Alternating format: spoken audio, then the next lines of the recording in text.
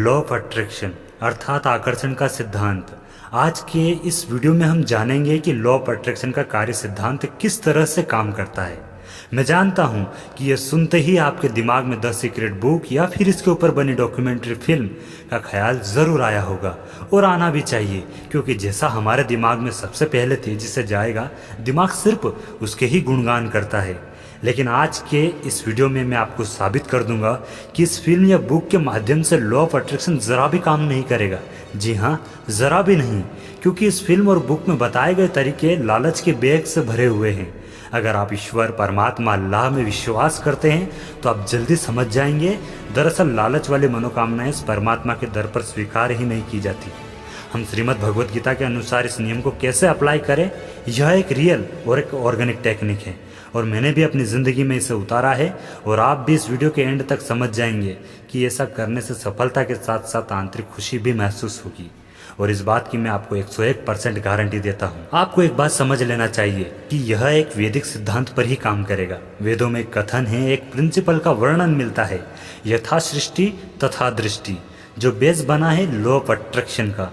इसका मतलब है, अगर आप अपनी दुनिया को बदलना चाहते हो तो अपने नज़र और अपने नज़रिए को बदलिए, आपकी दुनिया खुद ही बदल जाएगी।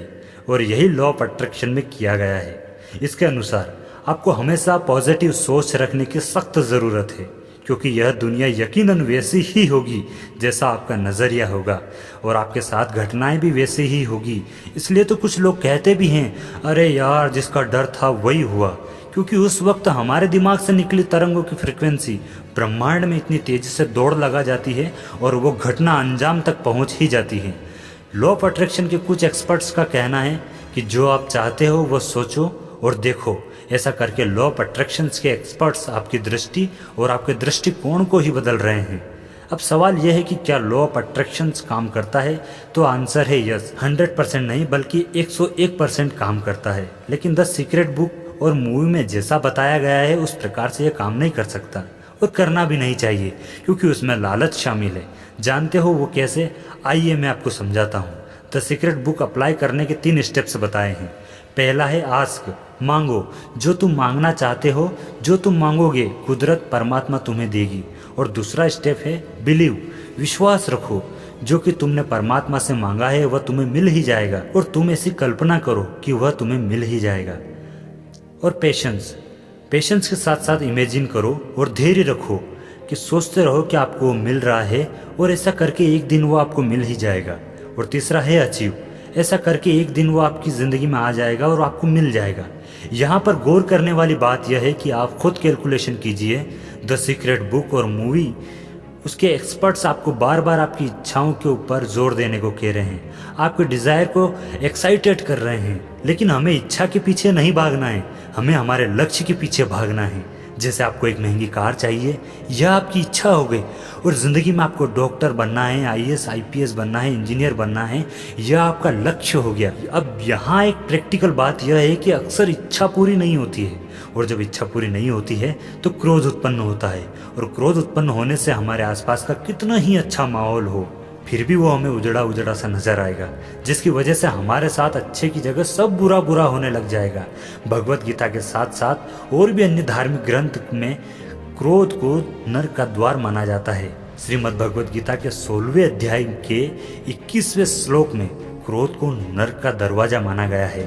तो लॉ ऑफ अट्रैक्शन को एक्टिव भगवत गीता के अनुसार कैसे करें, यह देखते हैं, क्योंकि यह टेक्निक थोड़ी मुश्किल है लेकिन पूरी तरह से ऑर्गेनिक विधि है। भगवत गीता के 9वें अध्याय के 27वें श्लोक में भगवान श्री कृष्ण कहते हैं, हे कुंती पुत्र, जो भी तू कुछ करता है वह मुझको अर्पण कर दे। यह भगवान कहना चाह रहे हैं कि तू सब कार्य को भगवान का कार्य समझ और खुद को परमात्मा का सेवक समझ।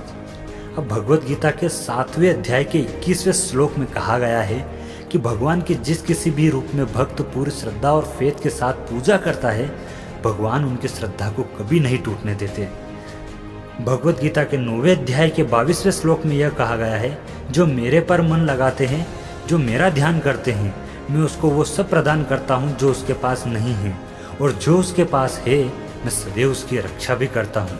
अब यहाँ अप्लाई करने वाली बात यह है कि आप हमेशा अपने परमात्मा का आभार व्यक्त करना है, धन्यवाद व्यक्त करना है, जब भी मंदिर, मस्जिद, गुरुद्वारा जाए तो एक ही बात कहना है कि मैं जो कुछ करने जा रहा हूँ आपसे ऑर्डर पर करने जा रहा हूँ। मैं मानव जाति के कल्याण के लिए कर रहा हूँ, किसी के नुकसान के लिए नहीं कर रहा हूँ। और इसके आखिरी स्टेप से अचीव, परमात्मा की भक्ति पर संदेह मत करना और पूरा विश्वास रखना कि तुम्हें ज़रूर हासिल होगी सारी चीज़ें, बस खुद में कर्ता का भाव कभी उत्पन्न मत होने देना। एक ब्रह्मास्त्र और है, इस विधि से आप लॉ ऑफ अट्रैक्शन को एक्टिव कर सकते हैं। उसमें आपको एक सेल्फ टॉक बनानी होगी जो थोड़ा मुश्किल है। आपको सेल्फ टॉक कम से कम 2 पेज इतनी बड़ी बनानी होगी, जिसमें आपको परमात्मा को हर तीसरी लाइन में धन्यवाद अदा करना है और पहली और दूसरी लाइन में अपने लक्ष्य को लिखना है और उसे रिकॉर्डिंग करना है। रात को सोने से पहले ईयरफोन और हेडफोन के ज़रिए सुनना है। आपने देखा भी होगा जब आपको नींद आती है तो आपको एहसास होने लग जाता है कि अब बस आपको नींद आने ही वाली है।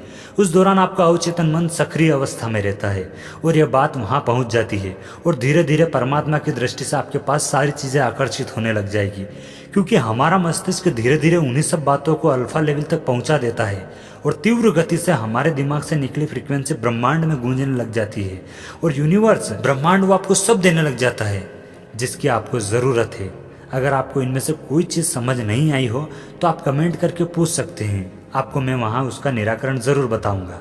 अगले वीडियो में फिर मुलाकात होती है, तब तक बने रहें लखू ऑफिशियल के साथ। और हाँ, अगर आप यहाँ तक आए हैं तो चैनल को सब्सक्राइब करके ज़रूर जाइएगा मेरे भाई।